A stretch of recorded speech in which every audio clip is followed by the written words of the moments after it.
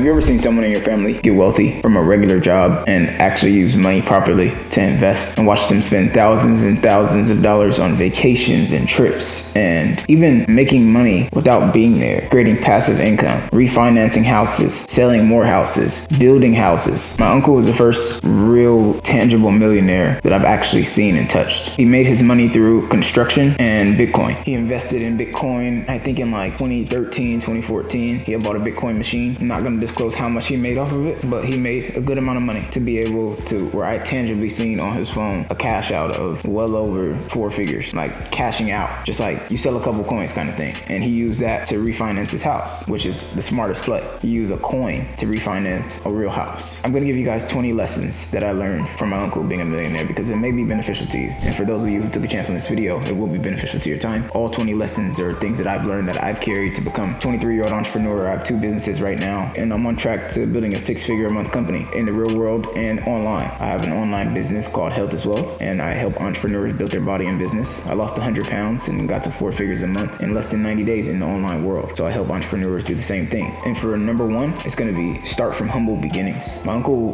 worked a regular construction job. He started off as a carpenter, then he did a little teaching. It's where he met my mom, where he introduced my dad to my mom, and it all starts from just going across your journey. And that's what it shows me. Like, you don't know what your life can turn out as. He just was consistent with one thing when he got it. He didn't know that doing those carpenter jobs and working at little places back then, such as like Home Depot, it wasn't Home Depot for him back then. I don't know what place he worked at, but somewhere like that you can imagine in today's time, where he's working a job doing construction work, not knowing that he's going to be a general contractor one day. He ends up becoming a general contractor and making a good amount for himself. And with that amount, when an investment came to his lap, he invested in it, and it scaled him up. And then he used that to keep investing wisely into little things. He was actually the first investor into my business. He gave me $1,000 for a pressure washer for a solar business. I used that to build a company up to 4 figures a year annually. Everyone has their different starting points. You can make $100,000 your first year of business. You can make nothing, and you can never start. That just determines on what you do. And number 2,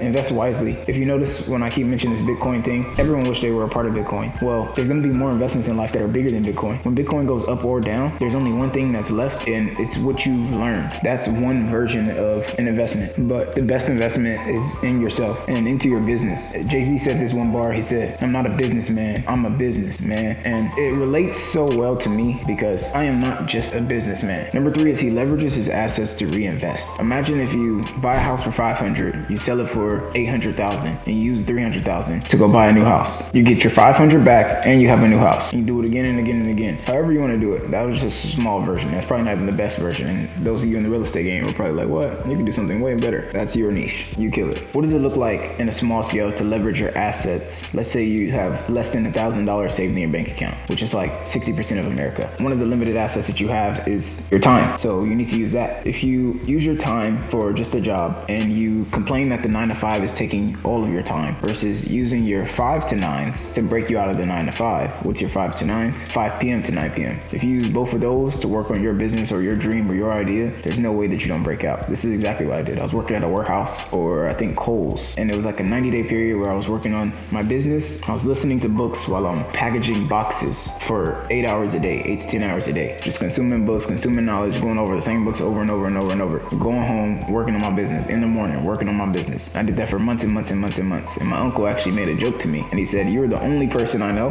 who gets off work to get on work." And then I heard Alex Hormozy say the same thing later. The 4th thing that I always see my uncle do is utilize his time efficiently. He's very punctual with his time. Like, he knows how to plan out his day where it makes sense. And he works from could to can't, meaning from what he could do to what he can't do. And whenever his bandwidth runs out, he resets. He's a normal person. Like, he'll watch TV like a normal person. He'll go to the pool in the morning, and that's his form of workout, because he doesn't like walking or running. That's not his thing. He likes playing pickleball, playing racquetball, doing things like this. That's his form of like getting his exercise in, plus the pool, swimming is his thing. This is also a lesson for all of us. If you ever heard the quote, everyone has the same time but not the same priorities. Regret, or do you want results? Because that's the only thing that time leaves you with. You either can have regret or you can have results. Don't let time go by, especially if we're in the year 2025, if you're from the future. If you're from the future and you're watching this, well, you're even more behind. So you need to really put a move on it, because no matter what you say you're going to do, your inputs is going to show your outputs. Every single time I'm left with regret, it makes me go harder. Number 5 is giving value before asking for more. So my uncle has this thing called called shaving the cat, and it's basically where he'll remodel their bathroom and he can upsell them on a whole bunch of things, but he doesn't, because if he takes $25,000 from them for a bathroom one time, they probably aren't going to come back to do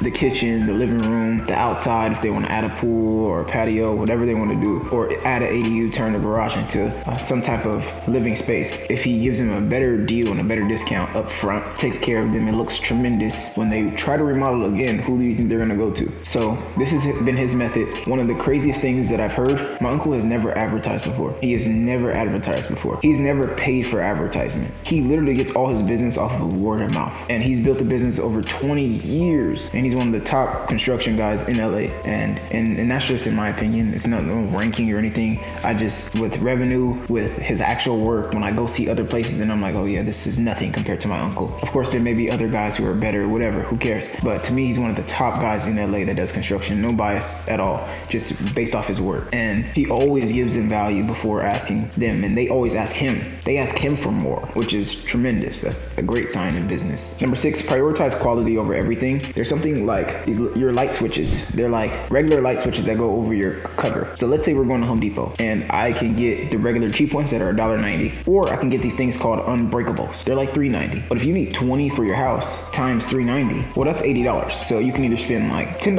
or $20, or you can spend $80. So the cheap contractor, he's gonna get the little $20 one. Not my uncle. He gets the unbreakables. So that way, when you're screwing them in, when the guys are working, it goes in easy, and they don't have to go buy a new one later because it broke, and that causes more work later. So he'd rather spend more money for better things so it stays longer. That's why if you see stuff breaking in your house, it's because they're using cheap appliances. Not everything is made to just fall apart. Like if you've ever been specialized in a niche, you can kind of see through the BS. So like, let's say if you're a painter and you used to never see bad paint jobs, and then now you walk into a house and you can see all the like bristle marks. They didn't sand it. It's supposed to be flat, but it's not. It's just little things that you see, and it's only because you know what it's supposed to look like after you've done it correctly. Number 7 is be generous in mentorship. I ask my uncle like hundreds and hundreds of questions. Like we'll be in the car and he'll tell me sometimes. I'll ask him so many questions until he tells me, okay, that's enough for the day. But he's so generous in mentorship where he doesn't mind. It's honestly amazing because he changes so many different people's life. Grown men life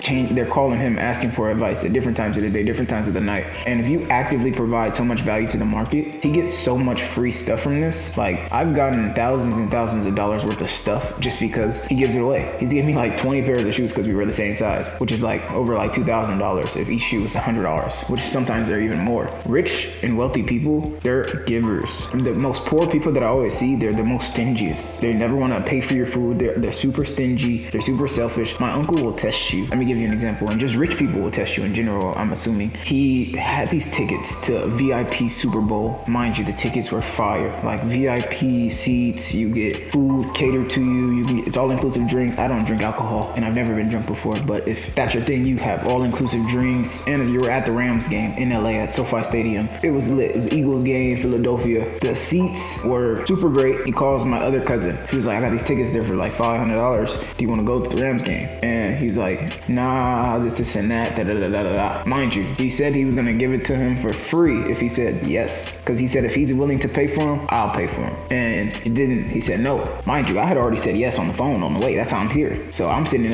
and listening. And he's like, yeah, you can go. You can take your girl and you go have fun. I'll go get ready at his house. He buy me a fit. I'll go to the Rams game, have a great time, feel super rich because I'm in there with all kinds of different people, different races. And it just shows you like luxury. I think it was like almost $2,000 a ticket. We had VIP parking, VIP, didn't have to pay for no food, no drinks, no nothing. It's all inclusive. And it set my standard to where I'm not going back to the Rams game until I can get VIP. It's like flying first class. You never want to go back to commercial. Number 8, understanding the power of giving. Give. There's something called the rule of reciprocity. If you've never heard of the rule of reciprocity, this is when you give so much to someone, they feel like they owe you. So they feel like they have to do something back for you. Have someone ever bought you something and you feel like you owe them, or they just do a little gesture for you, or they compliment you and you feel like you owe them a compliment back? That's the rule of reciprocity. Understanding the power of giving will make you a wealthier person. I believe this overall. Even if you have $1 in your bank account and someone else needed it, I've been giving so much away. I don't know why. It's something that's just been in my spirit to just give away to people in need recently. And you're never supposed to like brag or show the amount that you're giving. You're never supposed to record you giving to the homeless. You should not only give when you're recording it, because imagine how the other persons feel to have a camera camera in their face, maybe with their consent for sure. Like I was thinking about going to get people's stories and then rewarding them, but I didn't want to do it until I can actually help them. Focus on desires and satisfaction. That's number 9. When my uncle is doing a job, he always focuses on what they want. His slogan is your vision, our creation, meaning whatever you want it to be, we'll make it happen. It's so catchy, and it's a standard and a stamp on his business where whatever you want to create, that's what will be. So let's say you have even a girl that you are with, hopefully your wife, or it's your man if you're a woman, and you focus on their desires and satisfaction. Don't you think that you will have a way better relationship? Let's say for you, if you focus on your own desires and satisfaction, like what are you willing to accept, and you raise your floor, meaning what you're willing to accept is the bare minimum, and what you want is way up here. Well, put what you want, get that, and make that your new floor, and just keep doing that over and over. And I just had a conversation with this guy whose name's A.B. with a bunch of other guys who are well off, and he's a YouTuber. He has over 1 million subscribers, amassed over 200 million views, and we were talking about this exact topic, how every time you raise your floor, you kill your old self. And if you want to get to the top in life, you're gonna have to keep getting rid of your old self. This version of me can't make it to 6 figures a month. I have to shed and change my beliefs, my skills, and my systems. Whatever systems you have in place is the reason why you're making the money that you're making. Let's say if I made $12,000 last month, and that breaks down to around $144,000 a year. I have $144,000 a year system. So how can I make that system 12 times faster? That's when I'm making $144,000 a month, which puts me in the top 0.1% probably. It's not even about necessarily how much money you make. It's about how fast you make it. Because if you only make $100 in a week versus in a day versus in an hour versus in 30 minutes versus in a minute, like imagine you make $100 a minute. $100 a minute. That's like 6 bands an hour. There's people that make that. There's people that make $6,000 an hour. Just you gotta raise how fast you make your money, and I realized that now. So money's about speed, how fast you can make it, and how much you can keep it. Because if you make $1 million a year and you spend $900,000 a year, and there's another guy who has $200K a year and he only spends $50K a year, the guy who makes $200,000 is richer than that guy. Sometimes it's easier to make a lot of money in a short amount of time than it is to make a little money in a long period of time. But number 11 is gonna be pay fairly and generously. Like my uncle, one time I remember he was saying someone called him and asked him for a price, and he didn't question it. Sometimes he bargains, sometimes like I'm not gonna pretend like he doesn't bargain. But for most often, like when it's a serious job, if they say a $3,500 job for some electric in the kitchen or house, or for the whole job, or for a shower, for some tile, whatever it is that he will pay, and he'll be like, okay, no worries, that's what you think you're worth. So, and then sometimes he'll be like, bro, come on now, like be realistic, and then he'll get a better price, because people will of course try to take advantage and they want to shoot for a high number just for a bargain. But for the most part, he always gives people what they're worth. So which made me, when I have my employees, I always give them what they're worth. Like I helped people make $200, $300 a day before. I've helped pay people over 4 figures a month in their currency. And this is recently, one of my employees just quit on me and I replaced him in less than 24 hours because it's business. He literally was making, I think, 4 figures a month in Hong Kong dollars, and which just breaks down to around $400 a month in USD. But he's making that inside of my business part-time. It's very interesting when you can have someone build a business inside of your business. For my uncle, like he has people who repay $3,500 to almost $7,000 a month sometimes, and they're making him a good amount of money off that, or he wouldn't be able to pay it and stay in business for 20 years. Balance work and life enjoyment. My uncle will, in the middle of the day, after he just got done dropping off some plans to a job or material or doing whatever he needs to do for the day to set up his guys to go finish the jobs, because he's not there. He just sets it up, gets the money, collects checks, and does the big boy jobs. And he does the job that has the least of labor, most leverage. And like he will go on vacations probably 5 to 10 times, 20 times a year if he wants to, and he doesn't mind. He just paid for a little Palm Springs vacation that we went to. Probably cost around $2,000, $3,000, $4,000 for a week. It changes your paradigm when you see things at a young age, or even at an old age. Like if you're at a young age or any age. So if you have 100 vacations and your parents only have 10, you relatively have experienced life more than them in some form. Not in all forms, but in some form. The same way if you've read 50 books, but you haven't had 50 years to apply those books, the experience from actually living life may outdo the 50 books that you've read. This is where I'm at. I have so much knowledge to an extent to where I understand I know nothing, but I also understand that this knowledge is more useful when you have experience. So over time, this knowledge will become more applicable. Number 13 is learn from every life experience. I just heard this quote is, bosses don't take losses, they learn lessons. So if you learn something from a situation, you never took a loss, you just learned the lesson.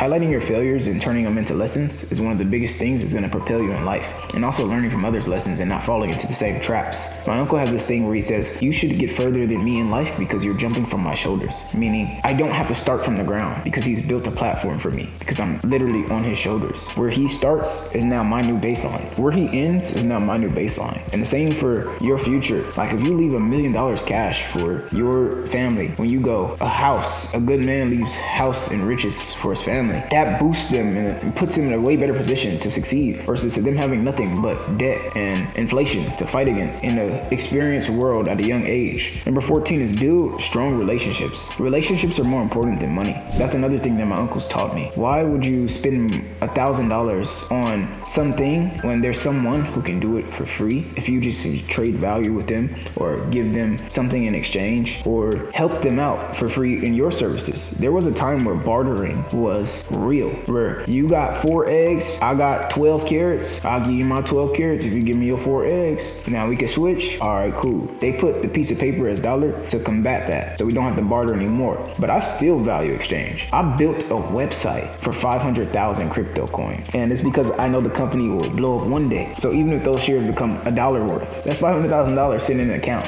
And even if it takes 7 years, I'll be 30 with 500,000 sitting in a crypto account. And that's just one investment, and it's the investment of time. But building strong relationships is one of the most important things. You have to make sure that you are connecting with people and trading your value. I have traded so much value. Use your value to create an offer. Use the offer to buy the liability. Enjoy the liability, still have the offer, and still have your value, versus just going to buy the liability. And now you don't have time to think about an offer because you have a liability that you have to pay for. That's like infinite banking with your brain. That's a real good hack. Number 15 is always walk around with humility. People who are not humble always will regret it. You can have fun, you can boast when it's time, but never show how much you really have. My uncle was never really revealed to me who he really was for a long time. I just knew that he always had the deal when we went out. Like that's all I thought when I was young. Until I got older and I started understanding finance and I started talking to him more, and I spent over a year under his wing every single day just so I can change my environment. And that's when I learned that he was already actively a millionaire. So always walk around with humility. Number 16 is keep learning and evolving. My uncle's always learning. He's always watching something new, whether if it's a TV show or like I'm talking about a TV show that you can learn from, or sometimes he's regularly watching like any show because he's just resetting his brain. But he's always learning. He's always moving. He doesn't mind. Like I can mentor him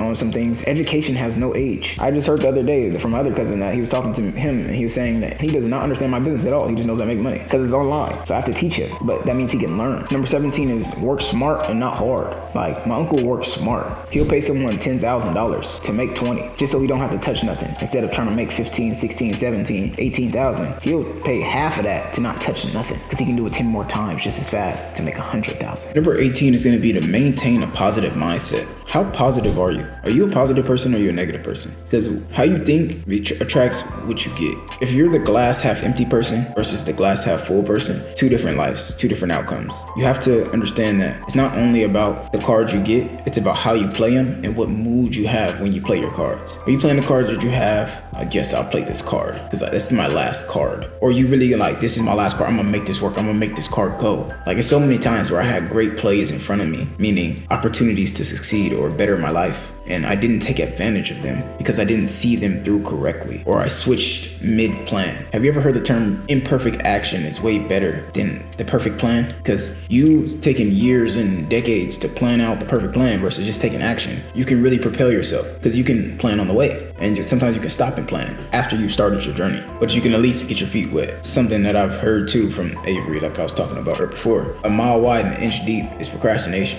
Have you ever procrastinated something that takes 5 minutes to do? This is when something seems like it's a mile wide, but it's really like only an inch deep. But however long that you procrastinated, the mile just keeps going and going and going. Stop procrastinating and just do the thing. Number 19 is recognize opportunities. My uncle is a big capitalist. He understands the opportunity. I remember my first time making 4 figures in a week. He told me that I knew how to capitalize on position, which is why I know how to make more than some 40-year-olds twice my age. He literally told me, like, you can make more than some of my employees simply because you understand position and capitalism and recognizing opportunities. I met a guy through my uncle who needed me to clean the Compton Fire Department station. I cleaned over 300 panels for the Compton Fire Department, and I got a check from the fire department from Compton. It shows me, one, that you never know where your opportunity can come from. I have a client of mine who sold over 15 million burritos, and and he sold over 15 million burritos by just being on the corner every single day selling burritos. He met a guy who owned a grocery store. The guy tried his burrito, got his number, called him later saying, hey, I want to put your burritos in my store. 15 million burritos later, he's now a millionaire and he's investing in properties. He was just in a call with me the other day. He was in a hotel. He's like, yeah, Bryce, I'm in a hotel right now. I just got 20% of it. And at first when he said I was buying a hotel, I thought he was like being like a normal person buying a hotel. No, he bought the hotel. And he said, yeah, I'm probably refinance the other guys and get them out of it, and I'll own the whole thing by the end of the year. And so these are the conversations that I'm having with people who are making 6 and 7 figures. So it changes your paradigm, but it's all about recognizing opportunity. You struck out 100 times, but that 101st time you smack. Is it your 14th YouTube video? Is it your 100th sales call where you make that $1,000, where you make every single call worth $10 a call minimum? So every time you called, whether you knew it or not, you was making $10. Lastly, I would say understand the levels. If you don't understand that it's levels to everything, it's levels to life, it's levels to business, it's levels to relationships, it's levels to love, it's levels to the water you drink, the food you eat, it's levels to the people that you meet, it's levels to everything. And I understand that everything is opportunity, and if you want a better opportunity in life, raise your level. Like, you cannot be in the room full of people who are making 6 and 7 figures unless you are providing 6 and 7 figure value to at least someone in that room. They must think that you're worth it. So level yourself up, take opportunity, level yourself up. And remember, it all starts from humble beginnings. Where however you start is not how you finish. It's about the journey. Like right now, I am not a millionaire yet, but I have active millionaires around me who are making 6 and 7 figures. And they all tell me that I am way ahead of the curve for my age. And I've had an active multi-millionaire. I'm sitting in $1 million house looking at the beach. And I told him my story about how I lost 100 pounds. And he says, oh, if you lost 100 pounds, becoming a millionaire would be easy for you. I said, how so? He said, because all life is mindset. And if you can master your mind, you can make as much money as you want. Be wealthy.